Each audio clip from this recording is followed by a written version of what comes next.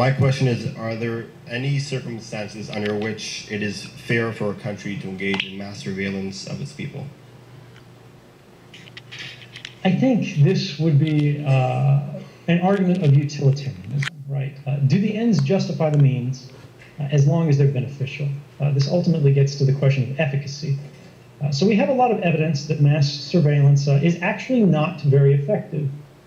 In the United States, for example, in the wake of 2013, we had 2 independent presidential commissions appointed to investigate the claims that have been made by journalists.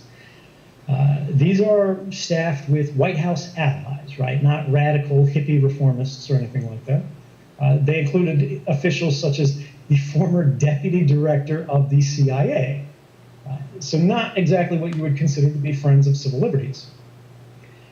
And yet, despite having full access to classified information, being able to walk into the FBI, the NSA, the Defense Intelligence Agency, and all of these other areas that are involved in the spying, and saying, tell us what's going on, and having clearances to actually see it, they could not identify a single instance in which the kind of mass surveillance represented by the warrantless wiretapping, the telephony metadata program happening in the US, basically collecting the call records of everybody in the way that the Montreal police were using against this journalist, but on a much broader scale, had never actually resulted in a positive benefit. It had never made a concrete difference in the outcome of any terrorism investigation. Moreover, it had never even contributed to the discovery of an unknown plot. But what if it had? This is very similar to arguing, what if torture were effective? What if extrajudicial murder were effective, right? We're talking about assassinations here.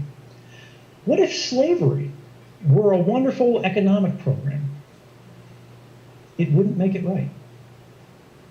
We have human rights for a reason, right? And we protect these things. And these are policies that are promoted by these same governments. The United States, of course, put forth the Universal Declaration of Human Rights with the UN, which guarantees a right from the arbitrary interference in your private communications, right? It forbids mass surveillance. So I would argue it's not a question of can this thing be justified in terms of efficacy or whatever. It's do we want to live in a world without human rights?